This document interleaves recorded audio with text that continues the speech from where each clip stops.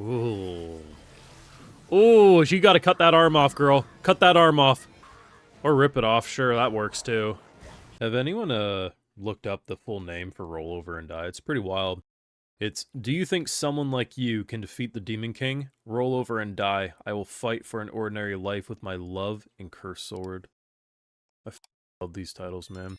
Oh shit, here we go. Now we're gonna be part werewolf. Oh shit! Oh shit, she gonna do it! Oh! Oh, they didn't hide that at all! I feel so bad for her. Never experienced it, right? Maybe because she was useful. Maybe not in the ways you thought. So this guy doesn't get a lot of business, so he's not even going to discriminate because they're slaves. He's just happy to have someone wanting to pay here. Yeah, I thought it would have took a lot longer. I'm happy for this. The more I watch of Roll Over and Die, the more I'm realizing this is going to be, without much struggle, a top 5 show of the season, and I won't be taking further questions at this time. But if you did get this far in the video, make sure you drop a like, share your support, subscribe. If you're new around, you ring that bell, of course, stay up to date to everything I'm uploading. And if you want to go the extra mile, Patreon is where I catch my full live reactions to all these episodes and more. Also helps fund the channel and videos just like the one you're watching. So, you know, this girl in 2 episodes has been through more than most characters would go through in a season, if we're being honest.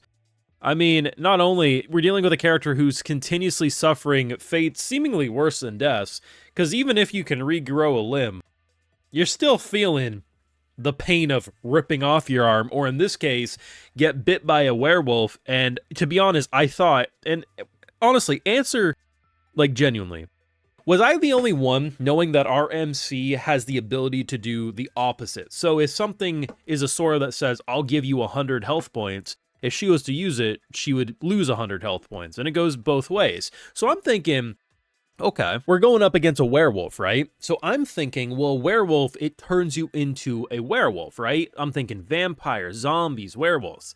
Anything that afflicts her with that curse or that ailment, it'd be the opposite. And I wasn't necessarily thinking, oh, it just wouldn't do anything. I'm almost like, what if she gets like the strength of a werewolf, but without the turning into one, right? Instead, no, seemingly that didn't count. So monsters and stuff with like bad ailments will still hurt her. We saw her arm transform. Like that was, yeah, she was going to turn into a full-ass werewolf. Though I do wonder, had it happened completely, and if there will ever get to a point where she does turn into it, but her doing the opposite of whatever is happening maybe helps her. I'm not sure. But what we get instead is her forced to, at multiple points, once she rips her arm off at one point, and then in this case, she summons her giant cursed sword and is like, well, it's this or die. And the fact that she still experiences the pain, it doesn't matter, oh, well, she can regrow any limb, it doesn't matter. The pain doesn't get easier, right? It's like Subaru going through, it's like, oh, Subaru knows he can restart, but bro still feels the pain if he's getting tortured, right? And I think this is what's so interesting, is that this is definitely the edge of the season, but it's edge done right. This is graphic, it's gory, it doesn't pull its punches with the brutality, and you really get a sense of this shit is pain. Where with something like playing death games to put food on the table, right? You don't really see gore, but it still gets across that edge, that impact. And I love having both of them pretty much back to back here on the days of the week, and having both sides of the graphic that I really enjoy. And at no point in these 2 episodes have I looked at this and said, oh, this is just torture porn or whatever. Like, they are telling a story of someone forced to the bottom of society, being a slave, cursed to be tormented, and watching her rise up. But most importantly, not just for her own sake, but a girl who's been treated like dog shit her entire life. This scene is so powerful. So I honestly thought they were going to go the route that she actually was disease ridden, and if you touched it you would normally, to the same degree of what I was talking about with the whole werewolf stuff. But I thought because our character does the opposite, she would be able to interact with it. No, it's just a case of one of her previous slave owners convinced her that if anyone ever touched her, it would spread. Basically force her into isolation her entire life, that she can't interact with anyone unless she wants to put her ailment on it. It's a visual thing. It's nothing. It reminds me of so many things that have happened in our own society with diseases, and how people got riddled from society when in fact it couldn't spread unless you did like sexual unprotected acts and stuff like that. The fact that this girl has needed a hug probably since she was born, never got it, and despite the amount of pushback she gave her, Flum said, "I'm giving you that hug." And honestly, it's super sweet because she's utilizing the idea of master-servant relationship to force her not to go back into isolation. But you can definitely tell that if Milk had ever got to the point of wanting to do something of her own free will that wasn't hurting herself or isolating herself, I guarantee you Flum would allow it.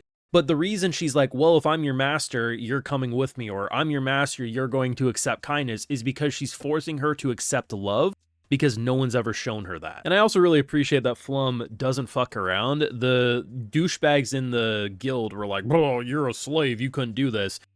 And she just immediately puts him on his ass and says, well, you were easy to do. Why wasn't the werewolf easy to do? Unfortunately, there's some glares coming, so I assume they're gonna try to jump us or something in our sleep, so that will be interesting. But it's just nice, man, like going from such edge and just horror and getting served and treated like a human, right? And I love how they quickly establish why the innkeeper at this place was okay with it. He says, I'm just happy to have customers again. It immediately establishes why someone in a world that seemingly universally treats slaves very poorly, right, was okay, because he doesn't get a lot of business to begin with. These girls seem nice. Who am I to judge because they got a couple marks on their faces? Who the fuck cares, right? Like, I'm just happy that everyone's happy in this situation. I thought it was a really effective way to get across, you know, because in the first episode, right, we see them walk through the market and people were disgusted looking at them. Now, not all of them had the same visceral hatred, but in general, that's kind of the glare we would see more often than not, right? And honestly, the animation has been incredible for this show. I mean, just watching the arms twist in this way, you actually got a sense that the bones were shattering, and it was gross. The werewolf looked good. I mean, if there was some 3D, I didn't notice it, to be honest. The werewolf stayed 2D as far as I could see more often than not. The effects were good. And for a scene set in pure darkness, I honestly could keep up with everything was happening without any of the characters blending in. Which, to be honest, is pretty impressive given that this boy is a very dark-furred individual on a pretty black-looking sky, and I could keep up with everything on screen very easily. And I'm someone who has hard time seeing in the dark naturally, so I'm usually I struggle more than the average person watching anime to keep up with dark, dim scenes, but I could completely keep up with it, so I thought that was a really nice surprise for me. Either way, this show is good. I like the fact that it's brutal, I like the fact that it doesn't pull its punches, and I like the fact that at its core, it's a story of two girls cast away from society, learning to love again. And I think that's beautiful, and most importantly, I love the fact that the party that tossed her away, granted, because of one individual, is already missing her, and he's getting more and more pissed off over the fact that, we'll just cook the stew she did. And it's like, well, she was the only one who knew how to marinate and all that stuff. For a girl who may not have been useful in the traditional sense, she seemingly did a lot of small things that went underappreciated, and now they're dealing with that. So it's going to be exciting to see how that party crashes and burns. You let me know your thought on episode 2. I think it was even better than the first, and in a way, even more savage than the first. But you can let me know your thoughts down below. Drop a like, share your support, subscribe if you're new around here, ring that bell, and of course, Patreon, yes, for live reactions and exclusives. Like, hey, I love to give video shouts to my patrons because they make these videos possible. Alright, so today we got Braun P, Aiko, and we also have Clash King, so I appreciate the support. Please take care. You all have a good one.